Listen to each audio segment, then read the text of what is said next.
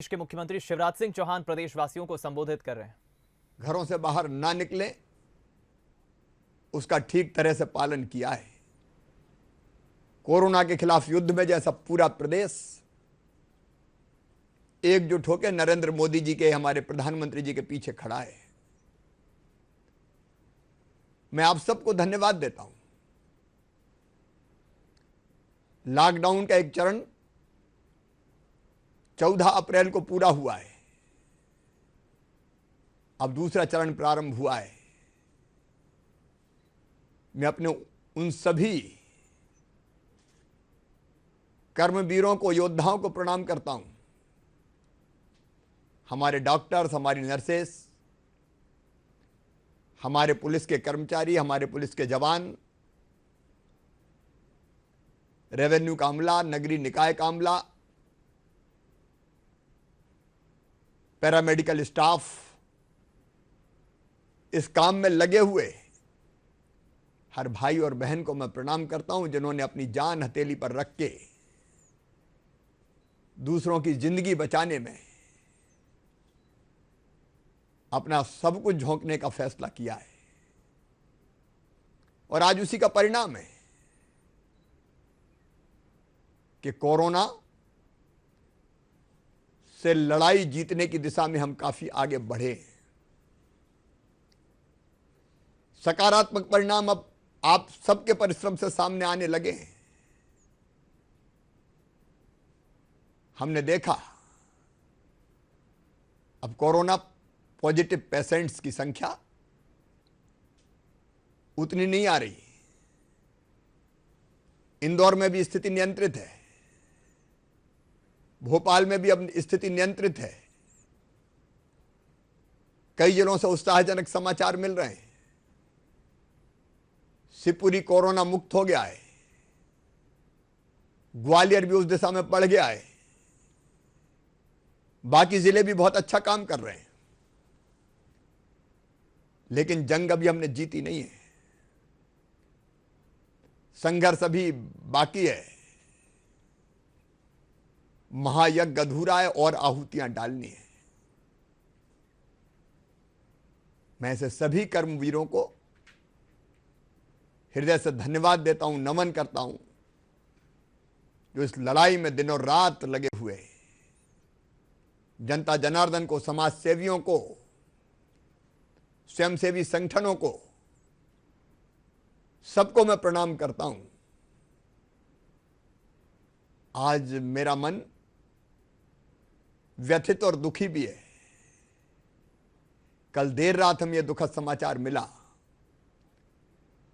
कि इंदौर के जूनी इंदौर थाने के हमारे थाना प्रभारी श्री देवेंद्र चंद्रवंशी जी का कोरोना संक्रमण से लड़ते लड़ते स्वर्गवास हो गया। इस घटना से मन बहुत व्यथित है। वो पुलिस विभाग के जांबाज अधिकारी थे। कर्तव्य की बलवेदी पर उन्होंने अपने आप को न्यौछावर कर दिया। कल तक मैं बहुत आश्वस्त था कि वो जल्दी स्वस्थ होकर आएंगे। उनका दूसरा कोरोना टेस्ट भी नेगेटिव आ गया था, लेकिन कल देर रात वो अचानक हमें छोड़कर चले गए।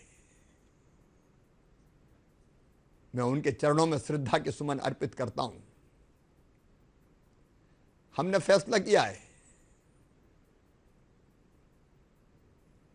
उनकी कमी पूरी नहीं की जा सकती। उनका परिवार अब हमारा परिवार है। उनकी धर्मपत्नी श्रीमती सुषमा जी हमारी बहन है। उस परिवार को 50 लाख रुपए की सम्मान निधि दी जाएगी। बहन सुषमा को सब इंस्पेक्टर के पद पर तत्काल नियुक्ति दी जाएगी।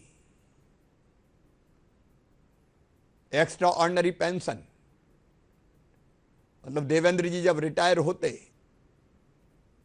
तब तक का पूरा वेतन उनको दिया जाएगा। हम उनको वापस नहीं ला सकते, लेकिन अकेला मैं नहीं, पूरा प्रदेश इस परिवार के साथ खड़ा है, बहन सुषमा के साथ खड़ा है। श्री देवेंद्र चंद्रवंशी जी को मरणोपरांत कर्मवीर पदक दिया जाएगा। कोरोना के खिलाफ लड़ाई लड़ने वाले हमारे पुलिस के जवानों, अधिकारियों उत्कृष्ट काम करते हुए उनको 15 अगस्त पर कर्मवीर पदक से सम्मानित किया जाएगा। पुलिस के अलावा बाकी विभाग के जो हमारे कर्मचारी जो कोरोना से युद्ध लड़ रहे हैं, पीड़ितों की सेवा में लगे हुए हैं, व्यवस्था बनाने में जुटे हुए हैं, उन सबको कर्मवीर सम्मान से सम्मानित किया जाएगा। जो अपने आप को जोखिम में डाल के काम कर रहे हैं, प्रदेश उनको प्रणाम करता है और उनका पूरा सम्मान करेगा। हमें अपने अमले की पूरी चिंता है और इसलिए एक तरफ माननीय प्रधानमंत्री जी उन्होंने स्वास्थ्य विभाग के सभी कर्मचारी अधिकारियों को 50 लाख के बीमा का सुरक्षा कवच दिया। हमने ये सुरक्षा कवच बाकी सभी विभाग के कर्मचारी अधिकारी जो इस काम में लगे हैं उन तक इसका विस्तार किया। हमने एक फैसला और किया कि स्वास्थ्य विभाग के हमारे वो कर्मचारी, डॉक्टर्स, नर्सेस, कंपाउंडर, सफाई कर्मी जो कोरोना पॉजिटिव मरीजों के निकट संपर्क में रह के उनकी सेवा करते हैं, उनकी सेवा अमूल्य है, उसका कोई मोल नहीं है, लेकिन उनको 10,000 रुपया प्रति माह की सम्मान निधि भेंट की जाएगी। यह सम्मान निधि हम उनको भी देंगे जो किसी भी विभाग के कर्मचारी हों, लेकिन कोरोना की लड़ाई लड़ते लड़ते अगर संक्रमित हो जाए तो इलाज तो हो गई, सम्मान निधि भी उनको भेंट की जाएगी। मेरे प्रिय बहनों और भाइयों, हम लड़ेंगे और हम जीतेंगे। आपने देखा कल ही इंदौर से, भोपाल से कोरोना के कई पेशेंट पूरी तरह से स्वस्थ होकर घर वापस लौटे। समय पर अगर इलाज करा लिया जाए तो कोरोना कोई बड़ी बीमारी नहीं है, सर्दी जुकाम जैसी है। लेकिन याद रखना, देर अगर कर दी तो ये जानलेवा हो जाती है। हमारे प्रधानमंत्री जी ने कहा था, जान है तो जहान है, तो जान की भी चिंता करनी। लेकिन फिर उन्होंने कहा कि जान भी है और जहान भी है, और इसलिए कल से जो भारत सरकार की गाइडलाइन है, उस गाइडलाइन के अंतर्गत हम कई तरह की आर्थिक गतिविधियां भी प्रारंभ करने वाले हैं। मित्रों, यह बात सही है कि कोरोना महामारी ने सारी दुनिया को, हमारे देश को भी और हमारे प्रदेश को भी आर्थिक रूप से तोड़कर रख दिया है। लेकिन मैं ये रोना नहीं रोऊंगा कि हमारे पास पैसे नहीं है।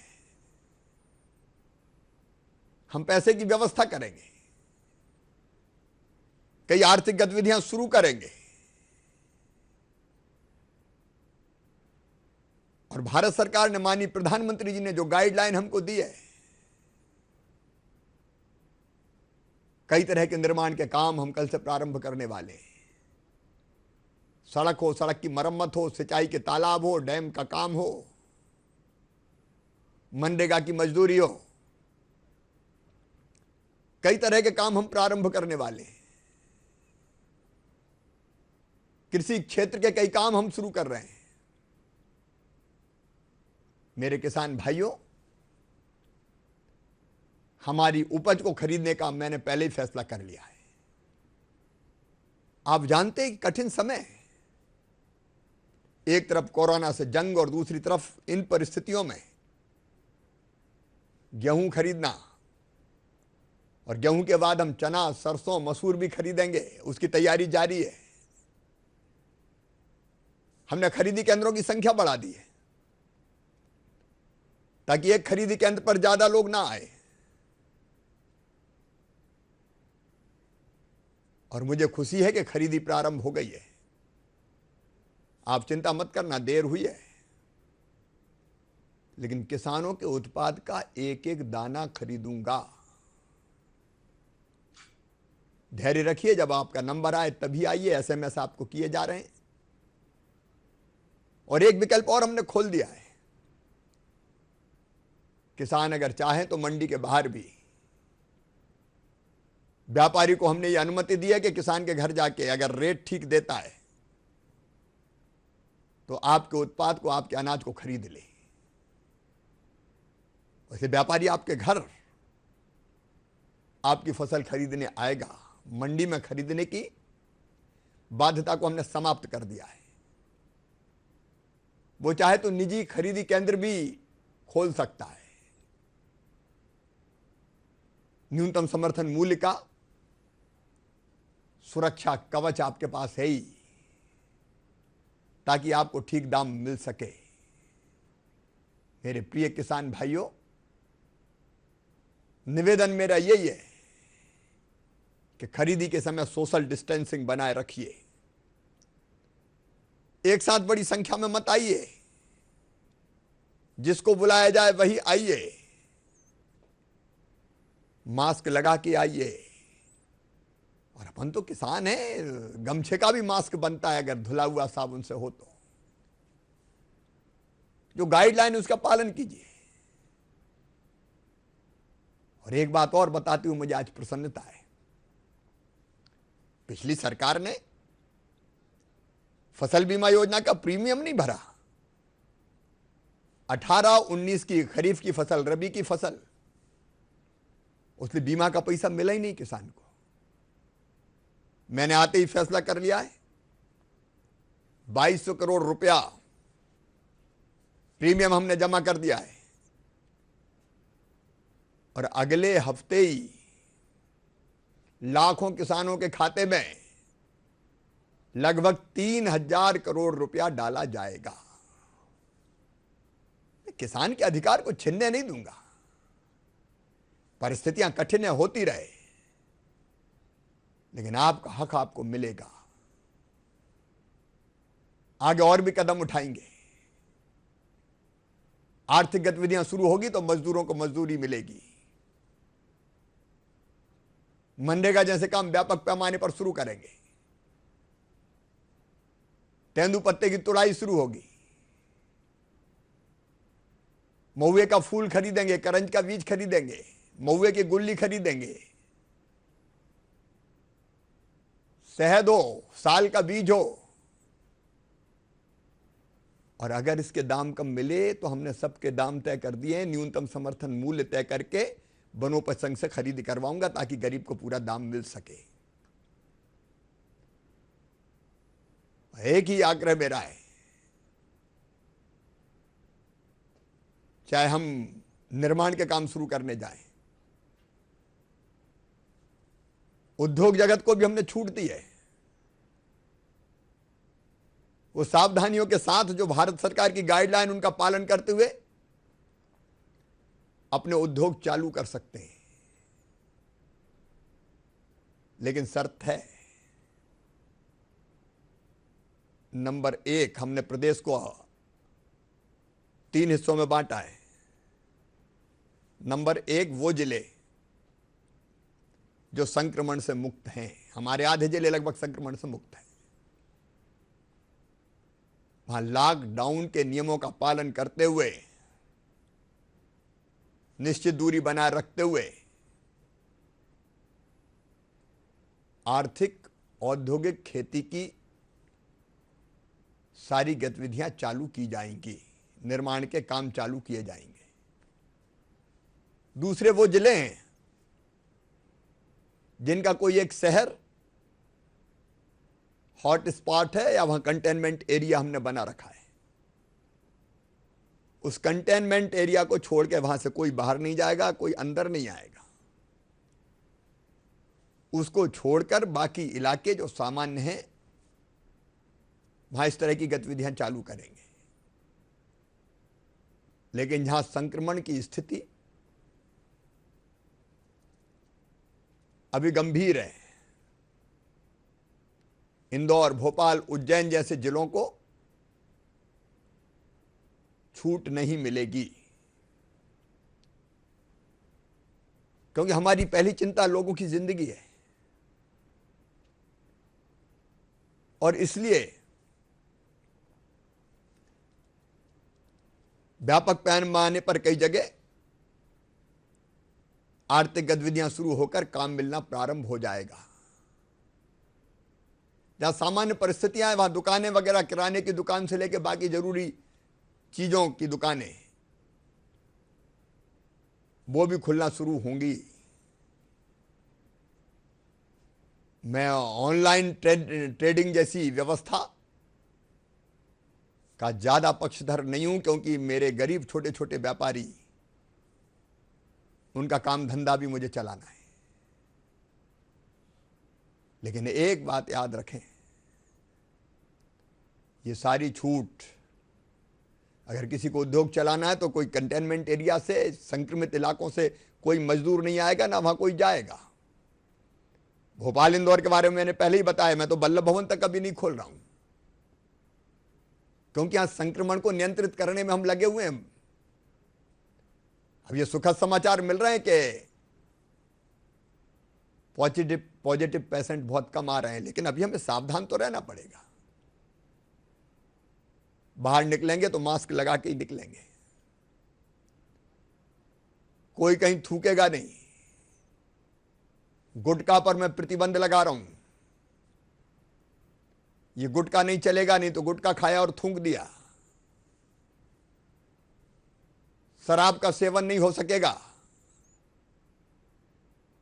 काम करते हुए उस पर भी प्रतिबंध है। और जो मजदूर आ जाएंगे वो ऐसे शहरों से आए जिसके किसी एरिया को अगर हमने कंटेनमेंट एरिया बना रखा है तो फिर वापस नहीं जाएंगे, उनको कैंप में ही व्यवस्था करनी होगी। बुजुर्ग नहीं निकलेंगे घर से बाहर, क्योंकि उनकी जिंदगी को ज्यादा खतरा होता है। बच्चे नहीं निकलेंगे, बीमार नहीं निकलेंगे, जिनको फेफड़े संबंधी कोई भी बीमारी है, किसी और गंभीर बीमारी से ग्रसित है, उनको कोरोना वायरस जल्दी घातक साबित होता है। तो ये सारी सावधानियां रखते हुए सरकारी दफ्तर भी मैंने बताया कि हम ऐसे नहीं खोलेंगे कि खोला और भीड़ आ गई। ये खतरा ना हम नहीं उठा सकते। मेरे प्रिय बहनों और भाइयों, ये चुनौती है हमारे प्रदेश के सामने, कोरोना की चुनौती। इससे लड़के इसको हम खत्म करेंगे, ये जज्बा हमारे अंदर है। आप सबसे प्रार्थना है, हौसला रखिए, हिम्मत से लड़िए। और लड़ना मतलब मिलने जुलने की संपर्क की कड़ियों को तोड़ देना, उसका पालन कीजिए। इलाज के मामले में हम कोई कसर नहीं छोड़ रहे हैं। देश और दुनिया में जो बेहतर हो सकता है वो करने की कोशिश कर रहे हैं। आगे भी इन प्रयासों को जारी रखेंगे। और एक बात और कह दूं, मैं चुनौती तो है, लेकिन इस चुनौती को मैं अवसर में बदलकर ही चैन की सांस लूंगा। इस चुनौती के बीच से नए सिरे से प्रदेश को खड़ा करना है, नई राह पे प्रदेश को चलाना है। इसलिए आने वाले समय में अनेकों योजनाएं मेरे दिमाग में हैं, गरीबों के लिए, किसानों के लिए, माताओं बहनों के लिए, भांजे भांजियों के लिए, आर्थिक मंदी से प्रदेश को उबारने के लिए। उसमें हम कोई कसर नहीं छोड़ेंगे। बस आप सबसे यही निवेदन है, संकट के समय मध्य प्रदेश की 7.5 करोड़ जनता एकजुट हो। एकजुटता का परिचय आपने दिया है, अपवाद अगर छोड़ दें तो सारा प्रदेश एक है, मिलके हम लड़ रहे हैं। मिलके हम इस कोरोना को भी पराजित करेंगे और नए सिरे से अपने मध्य प्रदेश को खड़ा करेंगे। और मुझे पूरा विश्वास है इसके लिए आपका भरपूर सहयोग मिलेगा। आइए मिलकर लड़ें, आगे बढ़ें, मध्य प्रदेश को आगे बढ़ाएं। बहुत बहुत धन्यवाद। तो आप सुन रहे थे मुख्यमंत्री शिवराज सिंह चौहान को, जो प्रदेशवासियों को संबोधित करते हुए उनसे अपील कर रहे हैं कि जिस तरह का धैर्य उन्होंने रखा है उसके लिए बहुत बहुत शुक्रिया। लेकिन फिलहाल ये लड़ाई अभी खत्म नहीं हुई है, सरकार लगातार काम कर रही है।